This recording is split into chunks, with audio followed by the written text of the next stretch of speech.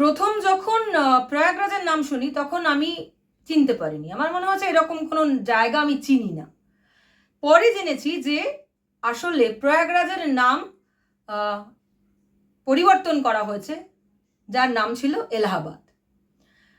ভারতবর্ষের ইতিহাসের দিকে তাকালে দেখা যায় যে ভারতবর্ষের যে নাম পরিবর্তনের ইতিহাস, স্টেট বলুন, শহর বলুন, ভারতবর্ষের বিভিন্ন শহর, এই নাম পরিবর্তনের ইতিহাস বহু পুরনো এবং বিভিন্ন কারণে এই নাম পরিবর্তন হয়ে থাকে। সেটা নিয়ে আমরা আলোচনা করব। নমস্কার, আমার নাম নবনীতা ভট্টাচার্য আর আপনারা দেখছেন আমার চ্যানেল বক্রমবাজ। প্রতিবারের মতন আমি চলে এসেছি নির্দিষ্ট একটি স্টোরি নিয়ে আপনাদের সাথে কথা বলতে। দেখুন, ভেরি রিসেন্ট আমরা কর্তব্যপথের সঙ্গে পরিচিত হয়েছি। কর্তব্যপথের নাম হচ্ছে জানি আমরা সকলেই রাজপথ। রাজপথ আর কর্তব্যপথ এর মধ্যে শুধু নামের পরিবর্তন। রাজপথ বলেই আমরা এতদিন জেনে এসেছি, কিন্তু বর্তমানে সেই নামটা চেঞ্জ করে হয়েছে কর্তব্যপথ। যদি আমরা না জানি তাহলে আমরা জায়গাটাকে আইডেন্টিফাই করতে পারবো না। এবার আমরা চলে যাই আগের ইতিহাসে, মানে ভারতবর্ষের শুরুর ইতিহাসে, যেখানে রাজ্যের নামগুলি চেঞ্জ করা হয়েছে। যেমন বলছে যে কেরালার নাম আগে ছিল ত্রিভাঙ্কুর, মধ্যপ্রদেশের নাম আগে ছিল মধ্য ভারত, কর্ণাটকের আগের নাম ছিল মাইসোর, তামিলনাড়ুর আগের নাম ছিল মাদ্রাসা স্টেট, উত্তরাখণ্ডের আগের নাম ছিল উত্তরাঞ্চল, ওড়িশার আগের নাম ছিল ওড়িশা, লাক্ষাদ্বীপের আগের নাম ছিল লাক্ষাদ্বীপ, মিনিকয় এবং আমিনদিভি আইসল্যান্ড। এবং ভেরি রিসেন্ট আমরা জানি যে পন্ডিচেরির নাম চেঞ্জ হয়েছে পুদুচেরি। এগুলো তো গেল রাজ্য।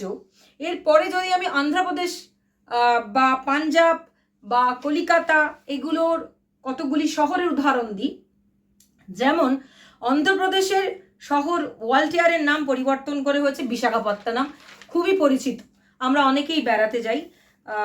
আবার আসামের গৌহাটির নাম চেঞ্জ হয়েছে গুয়াহাটি। গুজরাটের বদোদরার নাম আগে ছিল বরোদা। আর ভারুচের আগের নাম ছিল ভ্রোচ। এবং হরিয়ানার যদি আমরা গুরগাঁও সবাই জানি, তার নাম চেঞ্জ হয়েছে গুরুগ্রাম। মুস্তাফাবাদের নাম চেঞ্জ করে রাখা হয়েছে সরস্বতীনগর। আমিনের নাম চেঞ্জ করে রাখা হয়েছে অভিমন্যুপুর। এই যে মুস্তাফাবাদ বা আমিন, এই জায়গাটা আমি পরিচিত নই, কিন্তু এই নাম দুটো চেঞ্জ, যে পরিবর্তিত নাম দুটো যে খুব ইন্টারেস্টিং, সেই কারণে আমি এটার এক্সাম্পল এখানে রাখলাম। সেটা যে মুস্তাফাবাদ হয়েছে সরস্বতীনগর আর আমিন হয়েছে অভিমন্যুপুর। হিমাচল প্রদেশের মাধব নগরের নাম পরিবর্তিত হয়েছে এখন মান্ডি। সেরকম গোয়ার পাঞ্জিম হয়েছে পানাজি। কর্ণাটকের জানি আমরা বেঙ্গালুরু, ম্যাঙ্গালুরু, মাইসুরু, এরকম নাম পরিবর্তন, এগুলো শহরের নাম পরিবর্তন আছে। কেরালার যদি ধরি, যেমন কোচিন হয়েছে কোচি, কালিকট হয়েছে কোঝিকোড। মধ্যপ্রদেশ যদি ধরি তাহলে ভোপাল হয়েছে সন্ত হৃদয় রামনগর। এরকম নাম রয়েছে যেগুলোর পরিচিত নাম পরিবর্তিত হয়ে এখন অচেনা লাগছে, কিন্তু আস্তে আস্তে আমাদের অভ্যেস হয়ে যাবে। মহারাষ্ট্রে যেমন অনেকেই ভুল করে এখনো বম্বে বলে ফেলে, আমাদের অনেকটা অভ্যেস হয়ে গেছে, আমরা এখন মুম্বাই বলতে অনেকটাই অভ্যস্ত। পুনা হয়েছে পুনে, থানা হয়েছে থানে। আচ্ছা, আর আমরা যদি ধরি তাহলে উত্তরপ্রদেশ যদি ধরি তাহলে বেনারস হয়েছে বারাণসী, ফৈজাবাদ ডিস্ট্রিক্ট হয়েছে ফৈজাবাদ যে জেলা, ওটা হয়ে গেছে অযোধ্যা ডিস্ট্রিক্ট বা অযোধ্যা জেলা। আচ্ছা, এবার মুঘলসরাই আমরা জানি ট্রেন থামে সেখানে, পণ্ডিত দীনদয়াল উপাধ্যায় নগর।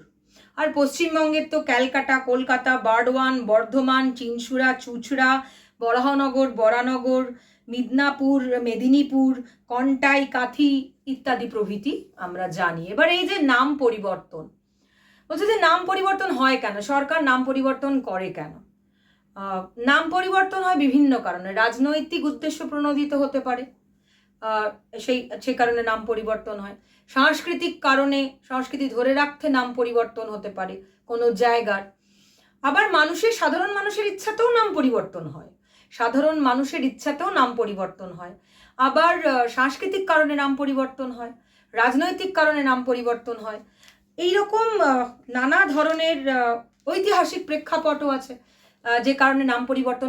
এবারে যেটা খেয়াল রাখতে হবে যে যখন যে সরকার আছে সে কেন নাম পরিবর্তন করছে কোনো জায়গা, সেইটা আমাদের মাথায় রেখে চললেই আমরা বুঝতে পারবো কেন কোনো জায়গার নাম পরিবর্তন হচ্ছে।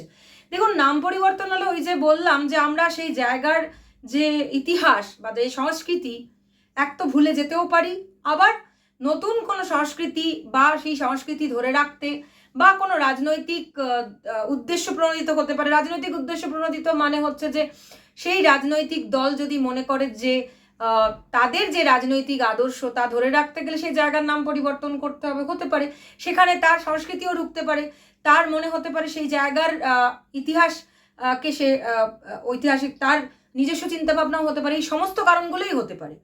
সুতরাং একটা জায়গার নাম চেঞ্জ হচ্ছে, কেন চেঞ্জ হচ্ছে সেইটা যদি আমরা সাধারণ মানুষ জানতে চাই তাহলে অবশ্যই আমরা বুঝতে পারবো যে একটা জায়গার নাম কোনো সরকার কেন পরিবর্তন করছে। তার এই বিভিন্ন কারণগুলো আমি বললাম।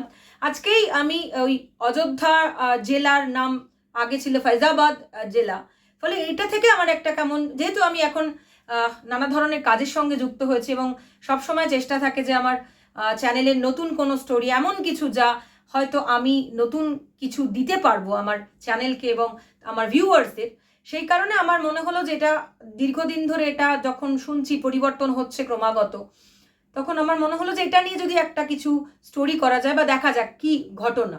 তো যেটা পেলাম, যতটুকু পেলাম আমি আপনাদের সামনে তুলে ধরলাম।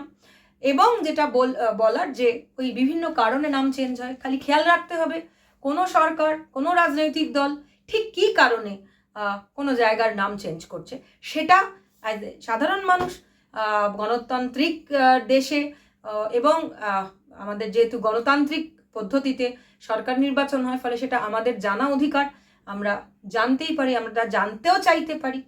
সুতরাং সেই কারণে আমি এই স্টোরিটা আজকে আপনাদের সামনে তুলে ধরলাম। যদি ভালো লাগে আপনারা লাইক করবেন, শেয়ার করবেন, সাবস্ক্রাইব করবেন। আমি সম্পূর্ণ স্বাধীনভাবে চ্যানেলটি চালানোর চেষ্টা করছি এবং আপনারা যদি মনে করেন কন্ট্রিবিউট করবেন, মানে জার্নালিজমের স্বার্থে, সাংবাদিকতার স্বার্থে, আমার নিজের সাংবাদিক সত্তার স্বার্থে এবং অবশ্যই আপনাদের স্বার্থে এবং অন্যতম কারণ গণতন্ত্রের চতুর্থ স্তম্ভের স্বার্থে আমি এই কাজটি করার চেষ্টা করছি এবং আগামীতেও কাজটি এগিয়ে নিয়ে যাব যত দূর পারবো। ভালো থাকবেন, আবার দেখা।